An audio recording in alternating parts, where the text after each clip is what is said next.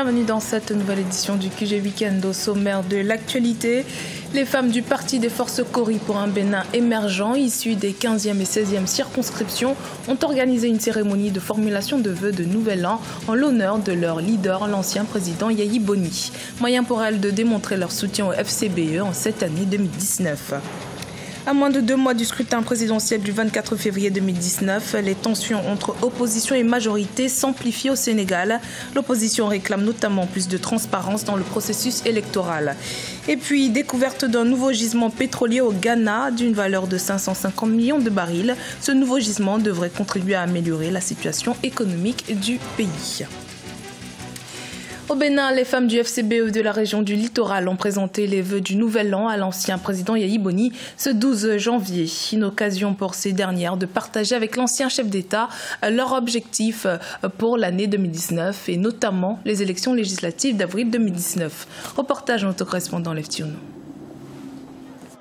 C'est par cette liesse populaire que Thomas Boni Yayi, président d'honneur du parti d'opposition Force Kori pour un Bénin émergent FCBE, que les militantes du département du littoral ont présenté samedi 12 janvier 2019 leurs vœux les meilleurs à l'ancien président de la République. Ce rendez-vous d'information initié par le parti intervient à la veille des législatives du 28 avril 2019.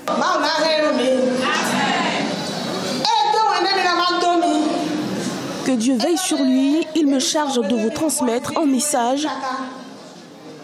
Il a dit qu'il apprécie votre promptitude, mais c'est nous qui lui avons fait appel ce jour et il a répondu présent. Dans les prochains jours, il nous réunira à nouveau.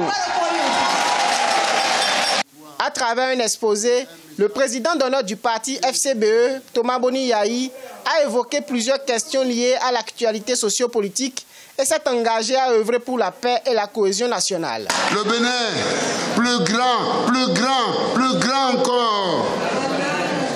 Voilà ce qui est dans mon cœur, je vous le jure.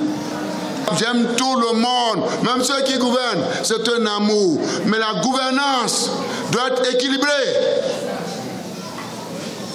Pour que tout le monde puisse travailler, la jeunesse. Près de 3 ans après son départ de la tête du pays, l'ancien président Thomas Boni Yayi demeure populaire au Bénin. Aujourd'hui, dans les rangs de l'opposition, il s'est engagé à imposer davantage son parti et ses idéaux face au pouvoir en place. Le bras de fer entre opposition et majorité se durcit au Sénégal à l'approche du scrutin présidentiel du 24 février 2019. Après les opérations sur le parrainage, 20 candidats ont été évincés de la présidentielle. Les responsables du collectif des 25 partis politiques et coalitions membres de l'opposition parlent déjà de boycotter la prochaine élection. Le point avec Aladji Ndiaye. Au Sénégal, l'opposition pourrait boycotter l'élection présidentielle. Sur les 27 candidats à la présidentielle de 2019, seuls 7, dont le président Macky Sall, sont parvenus à recueillir le nombre nécessaire de parrainage. Une seule chose est dite, soit les élections se passeront dans une séquence de transparence, soit toute l'opposition ensemble s'opposera à la tenue de l'élection. Ceux qui évoquent l'idée du boycott, comme ceux qui ont été recalés au terme du parrainage, sont des incapables. Ils ne méritent même pas d'être pris au sérieux parce qu'on ne les entend pas évoquer des débats de société ou un débat programmatique. Selon plusieurs observateurs, un boycott de l'élection présidentielle serait contre-productif. En 2007, l'opposition avait décidé de boycotter les législatives, une situation qui l'avait obligée à organiser des assises nationales. Elle s'était de ce fait exclue elle-même de l'espace institutionnel et officiel. Les conséquences, c'est que le parti au pouvoir, le candidat du parti au pouvoir va gagner dans un fauteuil, facilement. Et donc l'opposition va devoir rester dans l'opposition pendant 5 ans, ramer pendant 5 ans. À moins de 2 mois de la présidentielle du 24 février 2019, la tension monte au Sénégal. L'opposition réclame plus de transparence dans le processus électoral devant conduire à la présidentielle. Elle proteste aussi contre l'élimination d'un grand nombre de dossiers de candidature par le Conseil constitutionnel. Les résultats des législatives en République démocratique du Congo ont été publiés par la CENI ce 12 janvier.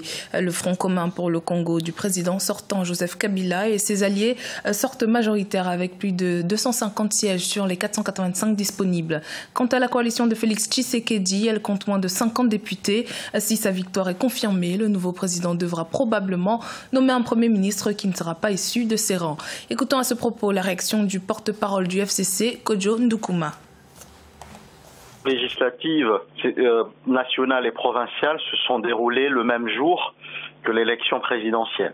Il en ressort que au niveau des législatives nationales, nous sommes en tant que FCC garantis d'être majoritaires à l'Assemblée nationale.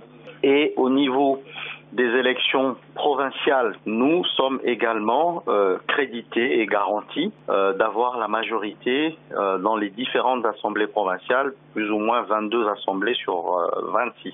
Cela signifie en termes d'exercice du pouvoir que nous aurons un président de la République élu qui sera de l'UDPS et un gouvernement national qui sera du FCC. Donc en termes clairs, c'est une cohabitation. Et au niveau provincial, les différents gouverneurs de province ainsi que la configuration du Sénat sera également à l'avantage du FCC. Nous avons remarqué que les leaders locaux ont été élus pour le compte du FCC parce qu'ils se sont préparés à l'avance, parce qu'ils ont un ancrage dans le Congo profond, alors que au niveau de la présidentielle, les résultats reflètent un principe d'alternance voulu à la tête du pays. Bonne nouvelle pour l'industrie pétrolière ghanéenne. Un nouveau gisement de pétrole d'une valeur de 550 millions de barils a été découvert au large du pays. La compagnie norvégienne Aker Energy, à l'origine de cette découverte, estime que la production devrait commencer en 2020. Les autorités du Ghana espèrent que ce nouveau gisement contribuera à booster l'économie du pays. Ange Nomeignan. C'est une découverte qui pourrait potentiellement faire du Ghana le 4e producteur de pétrole en Afrique subsaharienne d'ici 2020. Un nouveau gisement de pétrole d'une valeur de 550 millions de barils a été découvert au large du pays. La compagnie pétrolière norvégienne Aker Energy, à l'origine de la découverte, a indiqué que des forages récents avaient révélé environ 450 voire 550 millions de barils équivalent pétrole dans le champ Pécan à 166 km au large de la ville côtière de Takoradi. Nous sommes heureux d'annoncer les résultats d'exploration des puits. Notre priorité la plus importante à l'avenir est de fournir aux autorités ghanéennes un plan robuste de développement sur le terrain. Malgré les perspectives de croissance prometteuses, le Ghana reste un pays à revenu intermédiaire de la tranche inférieure. Selon le Fonds monétaire international en 2018, son produit intérieur brut par habitant était de 1 610 $, sous la moyenne des marchés émergents. Le pays espère que le nouveau gisement contribuera à booster son économie.